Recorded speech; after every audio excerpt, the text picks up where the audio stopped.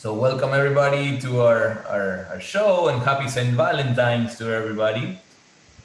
Part of what we do at Mural is to inspire imagination workers globally, and we do that with a lot of love, as you can see also from Chris's heart there. Again, and who better than Chris to share that knowledge, right? The Luma's mission is to provide universal design literacy. So hi Chris, and thanks for coming. Thanks, Mariano. Welcome. It's a pleasure to be here. So last show, Chris shared the point of view behind Luma system of design methods, shared why design and why they believe 1 billion people will be trained in Luma sooner than later. And he claimed that, again, design is not a process, but it's a discipline that underpins any process. And he was using the example of Google's design sprint and how Luma's methods enhance the process. You can watch that one again at mural.co/webinars, and I recommend it, especially for the folks that are trying to convince others on the power of design, but also the ones that want to understand why Luma is important in today's business world. Towards the end of that show, people were remarkably interested in getting a little peek or fully inside Luma's kitchen. And so I asked Chris if he could gather his cooks together and open up the kitchen a little more. So that's what we're going to be doing today. They're going to be live presenting a method, showing something that you can turn around in less than an hour and start doing yourselves. Today, tomorrow, and the day after, right? For hashtags, we'll be live tweeting hashtag remote design. And I'll shut up now. Chris, it's all you guys now. Oh, great. Oh, hey, by the way, sorry, one more thing. Folks that have questions, use the Q&A feature in the webinar software, and I'll queue them up and I'll grab the amazing team later for some Q&A. Great. Well, hey, thanks for the introduction, Mariano. It's a pleasure to be back. And hello, everyone. So, yeah, as most of you know on the call today, people around the world have recognized the value design thinking brings to really multiple facets of business. And as a result, many are eager to find ways to integrate this practice into their culture so they can leverage it in their everyday work. And today's webinar is part 2 of a series about just that, using design thinking in your everyday work. And features a recipe for how to use design thinking to make something that looks like this. What you are looking at here is a visualization of a customer experience that a team created so they can better understand, what is working well with their service, where there's room for improvement and innovation, but also align on where the most promising opportunities for change lie. And the neat thing is that what you see here was cooked up by a team working remotely. So why did I choose this for today's webinar? Well, as many of you know, ensuring your customers have an incredible experience with your product or service is vital to business success. However, product and service experiences can be quite difficult for teams to wrap their head around and design for because, a customer's journey interfaces with so many facets of an organization. There is the interface to the actual product or service touch points, of course, but also customer care, your communications and branding, as well as back office functions like maintenance and operations. And the challenge is that people responsible for supporting the different parts of the customer experience often reside in different functional departments, different organizations sometimes, and certainly different geographic locations. But they need to come together and collaborate to ensure that their collective design decisions form a cohesive and positive customer experience. So the recipe I want to share today helps to break down those organizational and geographic barriers and get your design orchestra in tune. Now, as Mariano mentioned, he and I thought it would be a great idea if we could conduct today's webinar in the style of a cooking show. So we'll see how this goes. So what I'm going to do is take you through a step-by-step process and basically demonstrate how using a few methods from the Luma system of innovation, in this case, we'll say 1.5 pounds of experience diagramming, a 16-ounce box of Visualize the Vote, a few statement starters, and a teaspoon of rose thorn bud. You and a diverse team of internal stakeholders can, pardon the pun, slice and dice your field research into a delectable experience diagram, like I just showed you. You know, one that is full of insights that you and a remote team can have good conversations around to basically figure out where you should be taking your product or your service next, okay? Now, before we dig in, let me provide a bit more context for what we're going to cook up here and where you might use this in your own work. First, as Mariano mentioned already, if you know anything about Luma, you know that our belief is that when people are attempting to design and innovate, while they will certainly employ a creative process and that these creative frameworks are important, we don't think design can be summed up in a one-size-fits-all process. We teach the Luma system of innovation, pictured here, which is comprised of 36 essential design methods that you can employ in a multitude of combinations and ways to tackle the day-to-day challenges your teams are faced with when innovating.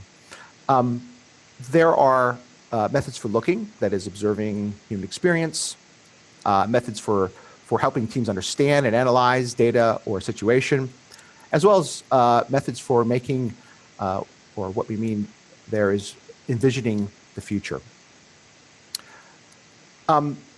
Again, these methods are not taught as a process, but as a discipline, a set of elemental, essential methods that underpin and support all kinds of creative processes. And so, given the fact that we have a lot of people on the call today from different organizations from all around the world, I thought I'd quickly put into context that the recipe we are going to show you today is really perfect for the early phases of your creative process. For example, you may work for a company that employs a stage gate approach like this one represented here. The recipe we're going to share is perfect for your stage 0 or discovery phase, okay? Or you might work for a company that uses Google Design Sprint in your work.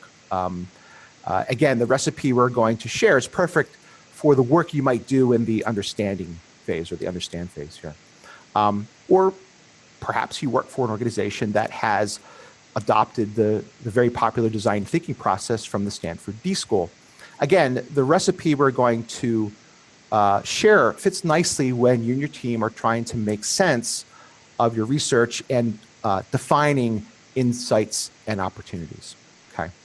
So now let's shift gears a bit and provide some context about the actual recipe demonstration we're going to do today.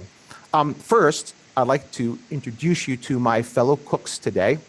You'll see them in the flesh later.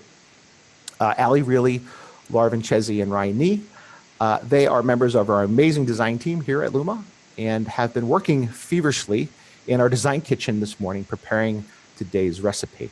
Okay. And the scenario is this. Ali, Laura, and Ryan work for a bike sharing startup that recently launched a handful of their public bicycle sharing systems in select cities. To better understand how people are using their system, the team has, we'll say, just returned from conducting some field research consisting of a series of contextual inquiries with users. And now they want to, as I mentioned before, figure out where they should be taking their product or service next by making sense of their research, and pinpointing what opportunities for innovation and improvement would bring the most value to their users and the organizations. So this is the recipe that we're going to do today. So the first thing I'm going to do is actually go to Luma Workplace and log in.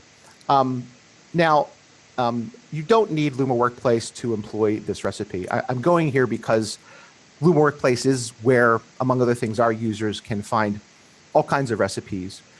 And we have a special collection of recipes centered around helping remote teams apply human-centered design effectively.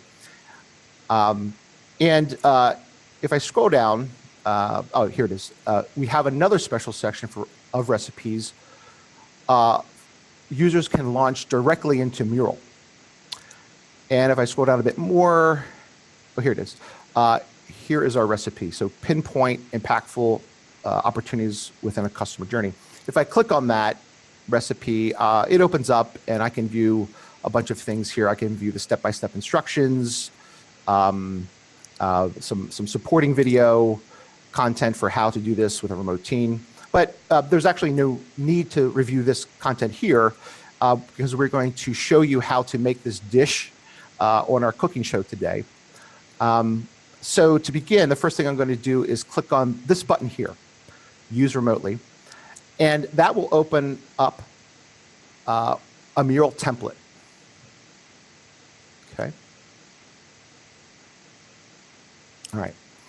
If you're not familiar with what a Mural template is, and Mariano, correct me if I don't articulate this correctly, it's really a way to set up a mural ahead of time. This template was created by Ryan specifically for any team that wants to employ this recipe in their work. It contains really all the things the team will need to collaborate to do this recipe. So recalling the 4-method recipe, here you'll see an experience mapping template. Let me just zoom up on that a little bit here. Okay. Followed by some rose, thorn, bud stickies, then some index cards for coming up with some statement starters, and finally some instructions for how to use the voting tool in Mural, which they built into a system to conduct the last method, visualize the vote. So, but don't worry, we're going to walk you through each of these methods in a bit more detail. So to get started, we'll click this button here to create the mural, and then invite the team to it. And that's pretty simple. Once you've created mural, and you can just go up here and we'll say Ali and Ryan and Laura, and then I'll send invites out to those folks and they can join, okay?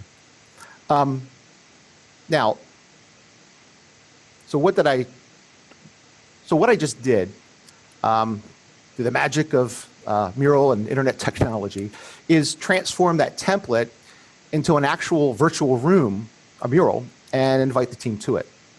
Now, you may be wondering what these colored circles are. I've got some down here, so forth. The small red circles here are just to orient everyone on what the key steps of the process are. So what to do first, second, and so on. Okay. The larger magenta dots are prep cues for the remote facilitator. So for example, this one here instructs me to change the title so I can be more specific about the topic or goal of this session. So let's call this one Bico Rental Experience. Okay, all right, so stuff like that. And the yellow dots are some top tips for all the participants doing each exercise. So for example, if we zoom into this one, you know, when the team's doing their rose, thorn, bud, it's just a tip to say, place these notes on top of the actual experience diagram, things like that. So with the kitchen prepared, let's start cooking, okay? So as they do on cooking shows, I'm going to fast forward in time. What you see here is Ali, Laura, and Ryan having been invited to the mural, working on their experience diagram. Okay. For those on the call not familiar with this method, experience diagramming is a way of mapping a person's journey through a set of circumstances or tasks, also known as journey mapping. These diagrams can take many forms, but the most common is that of a matrix, which you see here. The horizontal axis here it represents time, usually. In this case, we've added some columns along this dimension that helps teams call out what they think are the key steps and corresponding substeps of the experience. And the vertical axis, which in this case serves as swim lanes, that more often than not are meant to call out different characteristics of each step. So in this case, the team thought it important to call out 3 characteristics of each step in the experience. This top swim lane here is meant to call out who is involved in each step of the experience. For this example, this is anyone the primary user is interacting with. And as you can see, the user, if I zoom out here, in this scenario, doesn't interact with anybody until later on the experience, which in this case was because he ran into a problem he had with customer support. The second swim lane here is meant to call out where this step took place and really serves as a good indicator of when there was a shift in environment during the experience. Again, things like noise, light, conditions, weather, and privacy are important to consider when, because these things can heavily influence the quality of the interaction. For example, in this research, one of the things the teams noted that due to the frigid weather that day, the user was wearing gloves. But when he went outside to rent and unlock his bike, he had to remove them in order to interact with the very small buttons and on the phone and the bike interface. And lastly, this third swim lane here is meant to call out what things people used or interacted with in order to complete each step in the experience. Good. So if I zoom out here,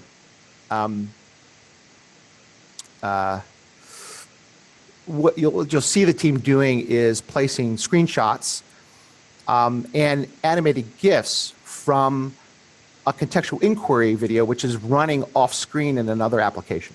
Okay. And they're using these snippets from their research to highlight what they found to be significant frames from their observations. And really what they're trying to do is build a cogent artifact that succinctly represents what they observed, and so forth. So now what I'm going to do is fast forward in time again and switch to a new tab, okay, and show you what their finished experience diagram looks like. All right, so that's the final, or what they're working on now. And to me, things like this are beautiful and highly useful. Now, it will take a team of 2 to 4 people about 2 hours to complete just this step. You can see that all the key steps and sub-steps have been identified and organized visually. We can see that there are 6 key steps in the experience, and that each step is described with sufficient detail. Okay. And I love how they dropped in animated GIFs from the actual contextual inquiry footage. It really helps to further illustrate what actually happened. This one here, there was an error that came up on the bike interface, and this is the actual error in happening from their contextual research. So really like that added feature there. I just want to pause at this point to make a quick remark. Often working remotely through digital means like this is seen as inferior to doing it in person. What I really like about this recipe is that it leverages an already powerful method, experience diagramming, experience mapping. Jim Callback, who I know who's on the call, has written a great book about it. A powerful method in a way that you can't leverage if your team were working in person on physical whiteboards. Environments like Mural actually, for me, open up possibilities and make it way easier and faster to not only translate, in this case, hours of detailed contextual video data into a succinct, information-rich artifact, but also share this information-rich artifact with key stakeholders anywhere and anytime in order to have more productive conversations about how people are experiencing your particular product or service. So, speaking of conversations, the next step in the recipe is to facilitate dialogue amongst the team about their observations. And one of the most beloved methods from our system for doing that is a method called Rose, Thorn, Bud. So let me go forward in time once again to show you that. And so now what you see here, a little later on in the process, is Allie, Laura, and Ryan using Rose, Thorn, Bud to essentially annotate their experience diagram by identifying what was positive, what was negative, and what was promising about each step of the experience. What they have done and are doing here is combing through each step and dragging over these colored sticky notes and jotting down their opinions about what transpired at each step. So, for example, wherever you see a pink sticky note, that's a rose. It's someone pointing out that what went well.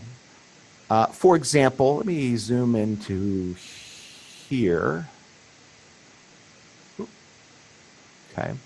So, for example, in this step of the experience, Allie noted that the user had gone to the rack only once and not found a bike. And they just noting that there always seems to be ample supply of bikes. And that's a rose. Now, wherever you see a blue sticky note, that's a thorn. It's someone highlighting a breakpoint in the experience or a potential problem. For example, in this same part of the experience, Ryan noted that the user had some issues with the style of the bicycle.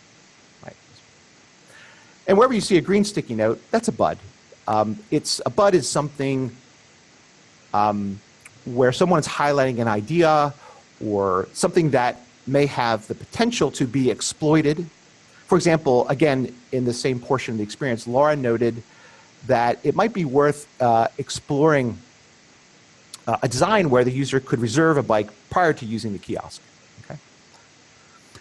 Now, this method takes about an hour, and what I like about it is that it provides an efficient means for everyone to get their thinking and opinions out on the table while simultaneously organizing them because they are placing each comment in relation to the portion of the experience it pertains to. Okay, let me just zoom out here a little bit. Sorry, I'm having trouble driving. There we go. Okay. So I think it's very powerful when you combine these two methods. Okay. Now, once the team has exhausted their rose, thorns, and buds, can you guys hear me? Still? Yeah? Okay, sorry. Once the team has exhausted their rose, thorn, and buds, again, in the recipe, that'll take about an hour, it's time to proceed to the next step of the recipe, and that is to begin defining insights and opportunities for change. So let me go ahead and go there. This recipe employs another very popular design method we call statement starters. I've also heard them referred to as how might we statements. Whoops. Here we go. Okay. Statement starters, if you're not familiar with them, are an approach to phrasing problem or opportunity statements really in a way that invites exploration and is really an excellent method to employ when, like we have here, you and a team of people are trying to translate your research learnings into actionable next steps. So again, what you see here is Allie. Let me zoom up just a wee bit here, using this tool here. Okay, so what you see here is Allie, Laura, and Ryan using this method. Each person is dragging over these white index cards here and attempting to really transform the learnings or synthesize the learnings and key stages of the experience into possible problem or opportunity statements the team might go and tackle. For example, let's zoom into, let's see, where are we at here? This cluster maybe? Let's see, we got here, maybe this one here. Yeah, I like this one here. This is interesting.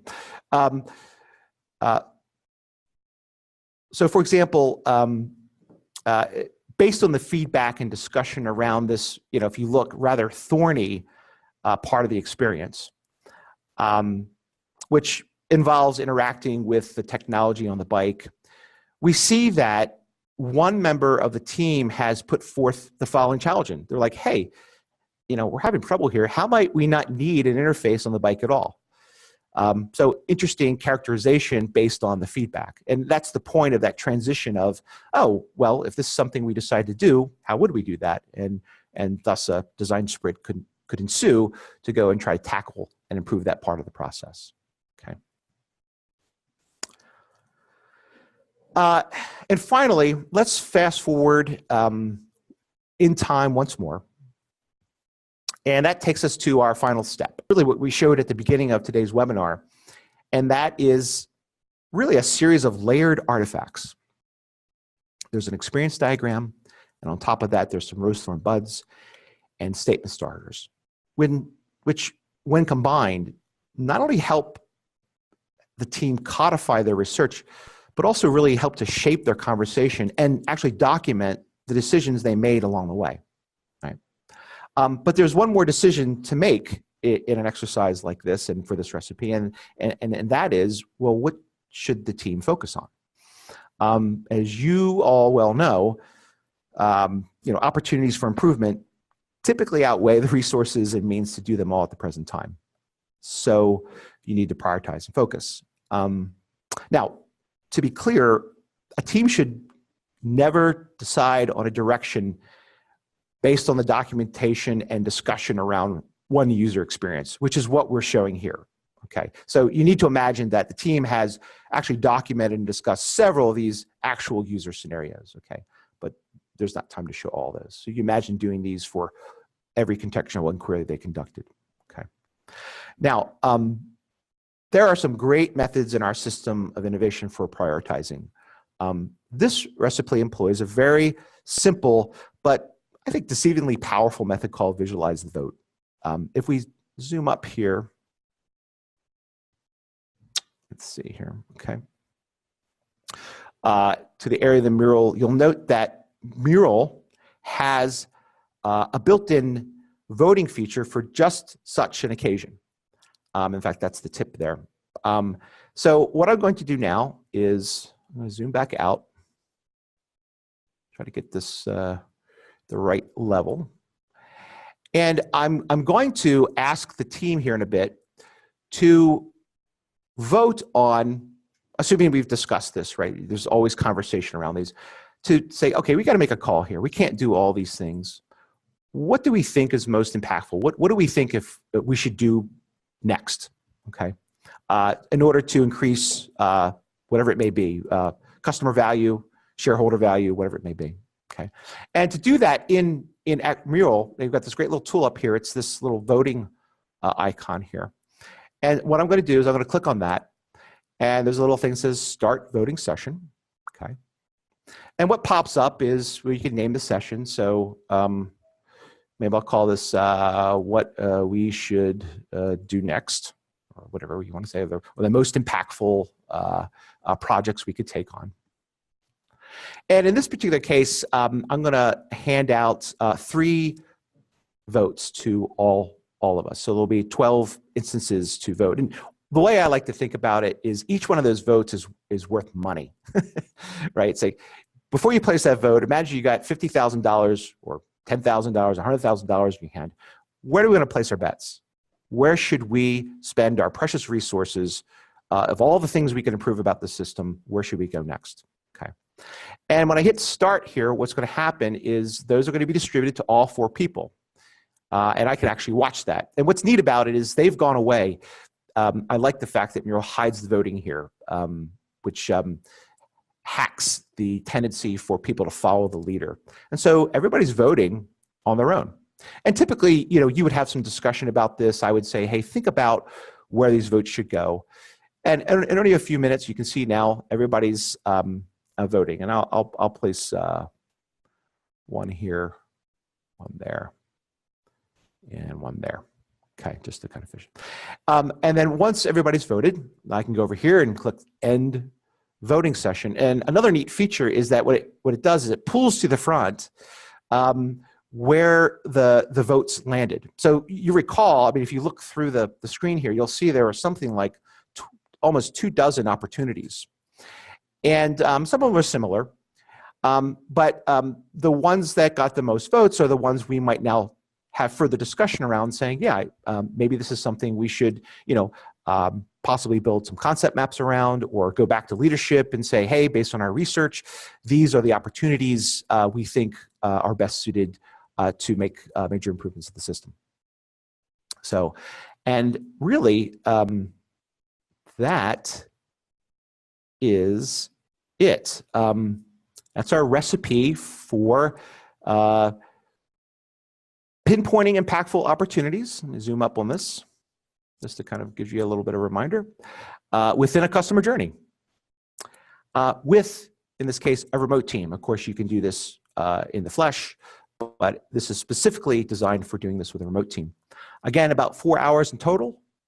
And again, a great recipe for the early stages of your design and development arc. And with that, Ali, Laura, Ryan, and I would like to thank you. And I'm going to turn it back over to you, Mariano, to entertain any questions that you or the audience here has today. And what I'm also going to do is I'm going to pull these headphones off, and I'm going to pull my team over, and we're going to sit and answer any questions you may have. So give me a minute to do that. Okay. So congratulations on an excellent demo. You become a master of this thing. That was the first time. There you go. I mean, nice panning around, zooming. We had a little hiccups with the connections there, but that's on us.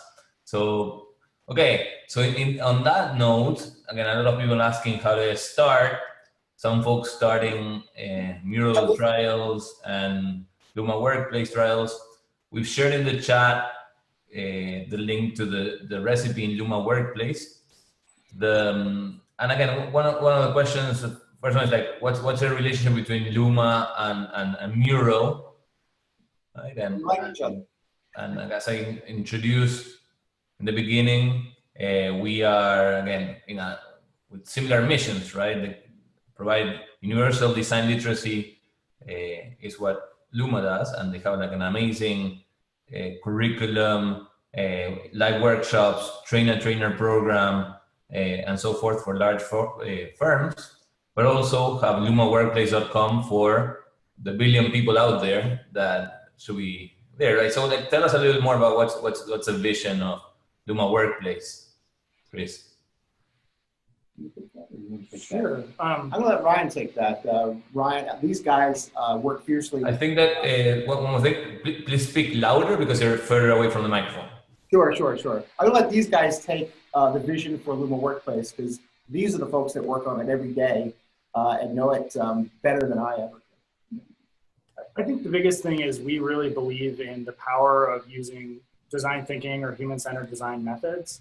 And we definitely see a barrier to people being able to use them effectively in their work. So the recipe that you just saw is a really good go-to recipe that can help teams solve problems. And so rather than having every team around the world have to figure out how to string methods together and use the right things and how long should each thing take, what we're trying to do is reduce all that and just give you stuff that you can use straight away.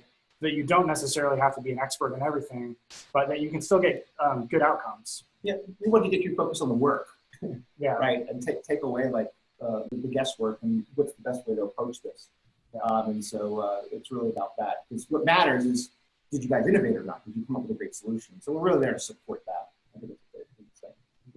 Yeah, I think Chris covered this a little bit earlier, but no matter what process you're working in or what methods or tools you're most comfortable with, maybe you say customer journey mapping, and maybe that's what people are familiar with. We hope that these tools, and especially with the Mural frameworks and templates, that they can be familiar to you and your teammates, so you can kind of, as they were saying, just get in and get to work right away. Thank you. Guys, also, Jennifer speaking a little louder for the next reply. Okay. Something I have here from Chris Adams. He's asking, what do you guys do when there's a Luma relationship with a large firm? Do people get access to Luma Workplace, or they need to go and create accounts individually? Oh, maybe I'll take that one. The business. And again, I insist on speaking. Yeah, I'll take that one. It's a bit of a business question. So typically, when a large corporation engages us, we start off small, piloting different programs. We of course do in-person workshops and certification programs. And Luma Workplace here is one component of our overall offering. Typically, it starts off as a team or two will buy access to it. But then if the company decides, you know, we need to be design literate across the organization, we need to bring these practices across the organization, we have enterprise-wide agreements. So with actually several companies right now where something like 90,000 or 400,000 people actually have access to the program. So, but typically companies don't come in and just ask for that up front. They kind of check it out, put the tires on it, and then graduate to that. Yeah? Yep. I got that right. Is that loud enough? Ask your folks in digital transformation, design, human resources to get Luma for everybody. So you shared, I mean, a great recipe. Again, mostly focused on the early stages. What are other methods in design thinking or the sprint or other methods that are really good to be done virtually? And which ones do you recommend to be in person?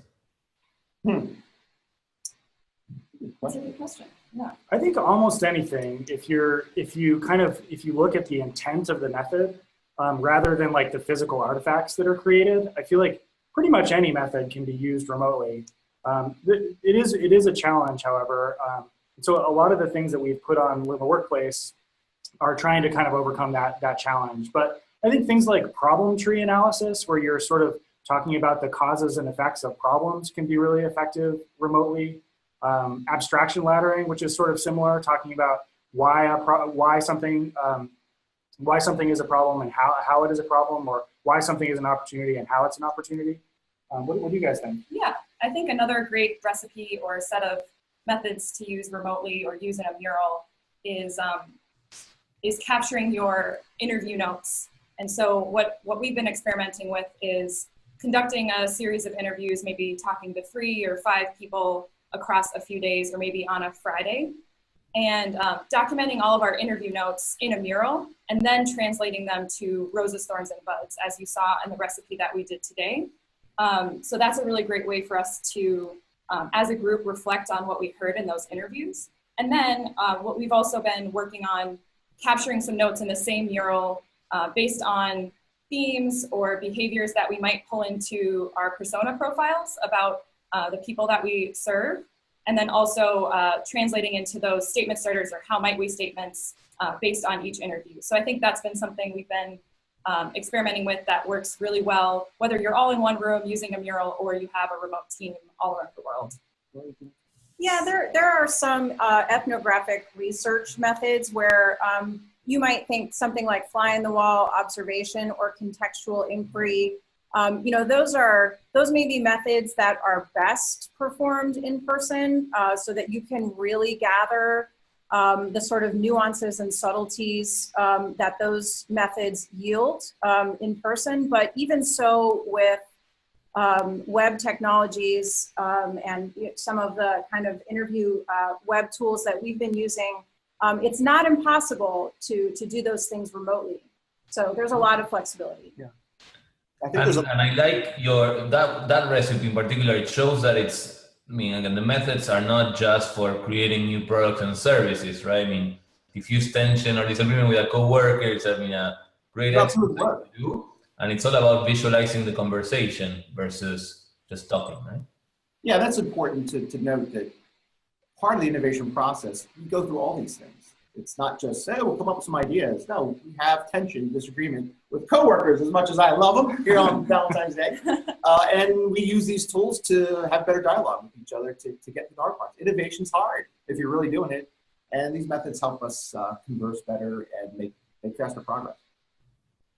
All right. Asynchronous is definitely a challenge. I think in general, live can be ideal, but there are certain methods that you could use, like round robin comes to mind, which is essentially an activity where people are handing things off to one another to critique and iterate on. And so with a team that's scattered around the world, you potentially could actually do that by handing it off to different people in different time zones.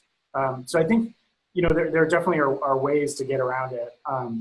Our team happens to be located, our small team that makes Luma Workplace happens to be in Nigeria and Ireland and Colombia and Pittsburgh and a bunch of different places.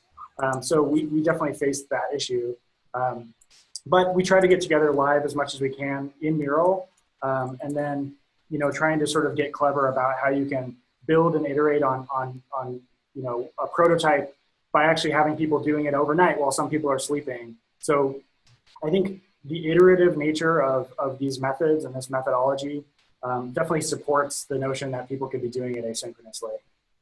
Yeah, something that we recommend is, again, using the flipped classroom from modern education approach to the flipped workshop. So everybody coming into a live session should be respectful for the rest of the people and, again, learn, watch the videos, I mean, get up to speed before getting to the live session so that we don't lose time catching up or what was that and so forth. So that's another thing that can be done so that we can maximize our together time that is scarce when you have a remote team. Yeah, we're actively experimenting with that right now. Yeah, and in that regard, there's I want to, I mean, take two for sure. One is around rookies, and the other one is around Luma for sales. So on the rookies front, any recommendations when there's different levels of expertise in the room? And I start with that. Make sure that you send them an activity before the live session so they can get familiar with the tooling, both the video, audio, Mural, or whatever you're using, so that, again, when someone uses, in our case, our software for 5-10 minutes, they're all done. I mean, they can master, right, like Chris right now, but again, they can, again, get enough to be dangerous. But have them go in advance. If not, people start moving stuff around and fooling around for a little bit. But I mean, talking in particular about you guys, any ideas? Yeah, that's a great question. I think you had a good recommendation of making sure that people are familiar with the methods that you'll be using. And I think starting off with something simple like Rose Thorn Bud that we did in the recipe today could be a good place to start. And so if you can see this recipe here, a good place to start might be to just do a retrospective about a recent project. So bring the group of people together. Maybe if you're on Workplace, you could share some information about Rose Thorn Bud ahead of time if they're not familiar with the method. Or you could also encourage them to sign up for a trial of Mural, or maybe you have a Mural account to be able to kind of get comfortable with working in the workspace as well. So this recipe could be a good place to start. It's a nice, simple way to find themes across a project that you just worked on and find ways that your next project could be better. Another way to think about that question is just, there's a couple tips that you might consider. One is to designate facilitators. Like if you're running a session where you know you're going to have a mixed collection of people with various expertise levels, you can designate a couple facilitators to make sure that they're on hand to offer help to people who are newer to it. And another tip might be to avoid using jargony terms and to just use very plain language and not maybe intimidate people with terminology like even design thinking or human-centered design. And you can just use terms like this. These are structured activities that help us work more efficiently and to service better conversation. Yeah, like for example, the recipe that's up on screen is rose, thorn, bud, and affinity clustering. But if I was actually using that with people, I would say, okay, guys, what we're going to do is spend some time talking about what went well on the project, what didn't go well, and what areas of opportunity there were. And then we'll take all those things and group similar ones together. So you're describing it more in plain English, despite there being this underlying methodology. I think that's really important because people are a little weary of new techniques and new methods. And if you just introduce it in plain English rather than in jargon, it really helps to sort of reduce people's sort of gut reaction to like that aversion to new things. Yeah, I like how you guys present, again, quickly reflect on past project, instead of, again, retrospective or I mean, it's very colloquial and I like that. So, design thinking for sales. So 1 out of 9 professionals in the US are in sales. Did you know that? Nope. I didn't know that. I do now. And the other thing is like, we are all in a way in sales, right? We're all to convince people and so forth. So any single of these methods can be used to convince people, right? To get funding, to again, hire someone and so forth. But in particular for sales or pre-sales, what have you guys seen being used out there? Yeah, if you guys don't mind. I want to see what you guys. Go for it, Chris. I love this question. Look, 1 out of 9 people are in sales. What most organizations, particularly large organizations, don't leverage is the fact that these people are, if they're good salespeople, tend not to be in the audience, or tend not to be in the office. Or if they are there, they are in constant communication with customers of all types. And to me, my salespeople are sensors in the world. And I want them equipped using human-centered design as much as possible. Because anytime you can have a face-to-face or a phone call or something with an actual buyer or customer is a chance to learn. So for example, what would be good for salespeople? This ethnographic research stuff up here. Interviewing, on the wall, even conducting contextual inquiry. When they go on site visits or you're there in your customers' offices, think like a researcher. What are you there to learn? Yeah, you're there to sell, but what's the #1 advice for all salespeople? Listen first, right? Learn. Okay, don't go in saying, hey, this is what I got to sell. Understand the pain points of your customers. And so I want to focus on this ethnographic research area, and all of these here are very important. And look, everybody's been interviewed or done an interview, but don't underestimate what it takes to do this well. And when you do it well, what kinds of insights it can yield. So it's a very simple method or technique along with the other ones here, but strongly recommended for sales. The other area which we were going to zero in here is design rationale. Dick Buchanan, one of my old bosses at Carnegie Mellon, I think he's at Case Western now, design was rhetoric, it was rhetorical. It's about making arguments. It's about communication, it's about convincing. And yeah, some of these design rationale methods are about selling concepts, but it's really about the art of persuasion. It's really about saying, you know, hey, based on what I know about you and based on what we're trying to do, here's a way that I could present this or look at this that might give you deeper insights into why we are thinking about going this way or why we might purchase this and so forth. So there are 2 things there. Do you guys want to add anything?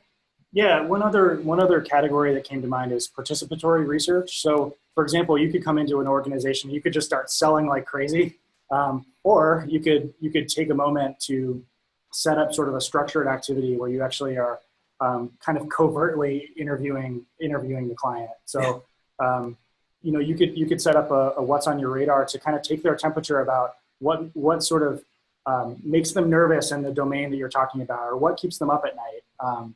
And then your sales pitch is based on that rather than based on nothing. So I think that there are a lot of things in the participatory research methods here, especially what's on your radar and buy a feature.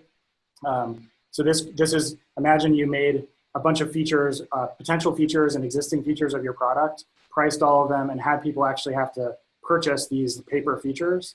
You have a really good sense of what matters to people, which is ultimately what, how your sales pitch is framed. Yeah, and those two activities in particular lend themselves really well to doing remotely. And you'll see on Luma Workplace, we have some templates set up for doing those activities, what's on your radar and buy a feature. Yeah, again, and as we saw, like sales is a lot about learning, listening, and sometimes you just can't listen. We need to co-create so that you expose the things visually, because the customer might not be realizing that they have a problem. So again, anything related to same experience mapping or basically the exercise that you showed today, again, for solution selling, what you've done today was basically the first step. Absolutely. Again, if you're selling products and services that are already in the world, right, pre-baked, definitely a lot of learning and feedback you give to the development team, or for articulating your argument about what does exist in your product portfolio. But particularly in consulting sales solutions, where you're selling a bespoke solution, I don't think there's a method up here that couldn't be employed to fundamentally figure out what the pain points are and help pre-sale how you can go about the problem. You can go into your customer and say, we spent some time talking with you and talking with some of the customers, and here's our view on this is what we're seeing. My gosh, what a way to make a connection and say, hey, we're ready to work with you to go after and solve the problem. So great stuff there, I think. Yeah, and again, our sales guys, I know they do a lot of stakeholder mapping, again, because it's a network of a system of people in the company you're selling to. So that's a very relevant one. So it seems like we can do like another themed webinar on this topic, guys. Yes. So we are almost done. So unfortunately, no more questions, but we're here, right? I mean, we're here, we continue to be here. LumaWorkplace.com, there's a lot of videos for you to share with your teams also and turn around and do them. Of course, Luma's working on helping large firms transform how they work. They have some great case studies in their website, Genpact, Autodesk, and so forth. We might bring one of them to share their story also soon. And again, you can always access them on info@luma-workspace.com, and all these guys today are on social media, looking at what we are saying and so forth. The webinar will be recorded so you can share with the rest of the world. And if you want to check more great stuff, stay tuned to @MURAL on Twitter, @Luma Institute, right? On Twitter for you guys? Yes. And again, we'll keep on doing more of these, so spread the word, stay tuned, and see you next time. Thank you. Bye, everyone. Thank you. Bye. Thank you for all the cooking, guys, and let's keep on using this analogy. Okay, a lot of fun. Thanks, everyone. Thank Bye. you. Happy Valentine's Day. Bye-bye.